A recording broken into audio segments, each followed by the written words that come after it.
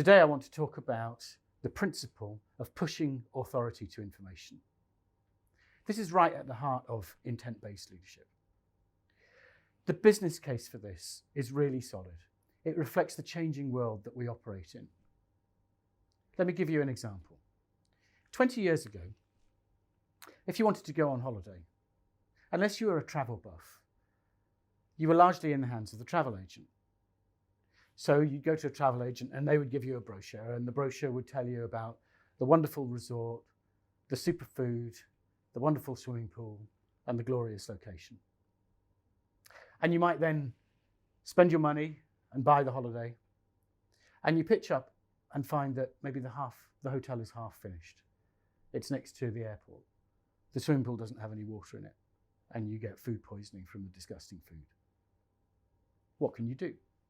Well, at that point, the travel company is in full control.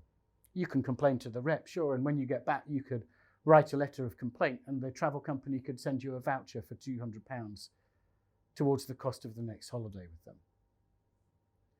20 years ago, that travel company was in full control of the relationship with their customer. Today, it's completely different. Even before we commit our money, we can see what other people think. We can use sites like TripAdvisor. We can understand whether when a travel company says, this is a wonderful hotel, is that the real experience? If we're on holiday and things begin to go wrong, we can start to tell the world. We can use Twitter, we can use Facebook.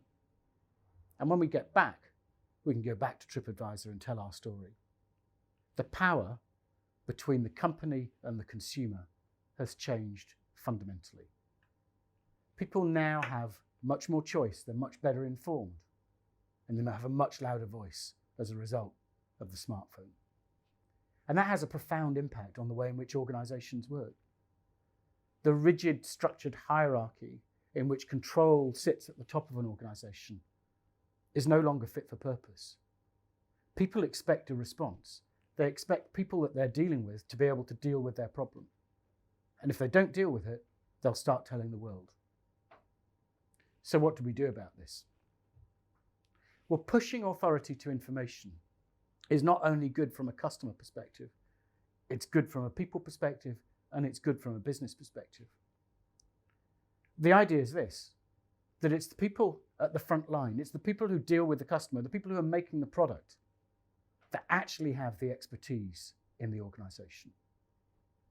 Some businesses spend millions of pounds on market research, and yet often the greatest insight sits within the organization.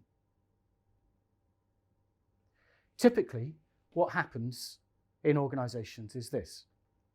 We recruit people into customer-facing roles, often in the lowest paid roles as well.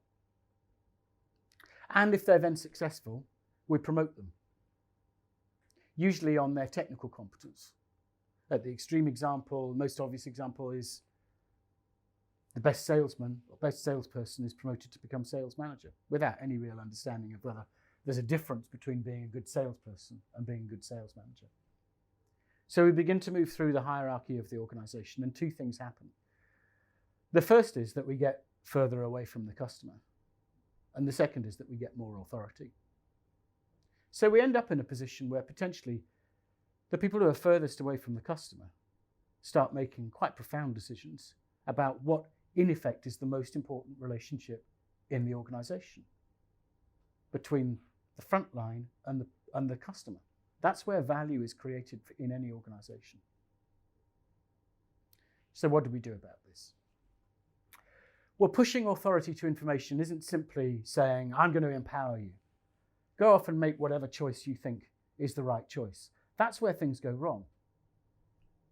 A lot of empowerment programs actually set people up for failure, because what people hear is, I trust you to make whatever decision you think is the right decision. And then they do that. And then the next question is, well, why did you do that?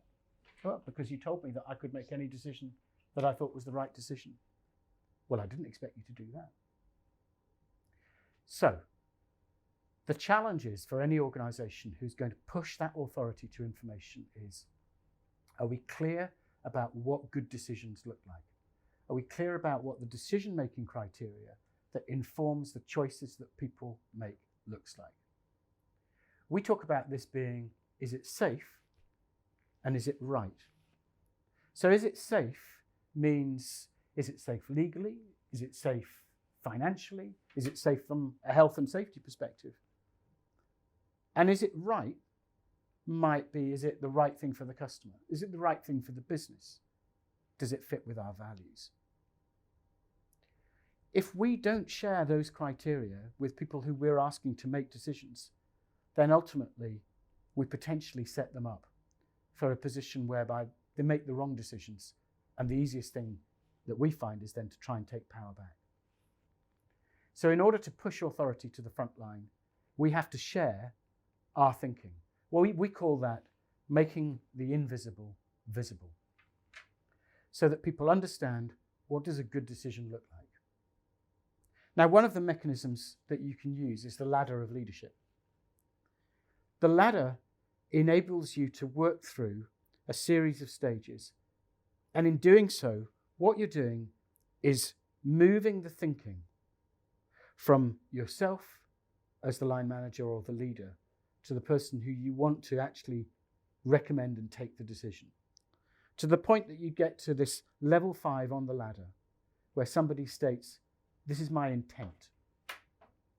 But they can't state what their intent is without having gone through a process of reflecting on what are they seeing, what do they think as a result of that, and what do they consider the different options to be. What happens when empowerment programs go wrong is that we move people from an environment where they're just told what to do to asking them to just tell me what you've been doing. And if we don't go through these different stages, that's where we run into a problem. So, my advice to you is identify one thing that you currently do in terms of making a decision that you think somebody else and your team could do on your behalf. Or equally, it might be something that you feel already fits within their job description, but they feel the need to continually check back in with you. Every time somebody says, can I just check? What they're doing is in effect saying, well, this is going to be your decision, not my decision. By inviting people to talk about their intent, what we do is to create a psychological ownership, because it's their intent of what they intend to do, not their intent to get you to make the decision. So, use the ladder, have it with you as a prompt, and remember, practice it on a day-to-day basis, because by doing that, you will begin to see the results for yourself, and you'll see the impact of pushing authority to information.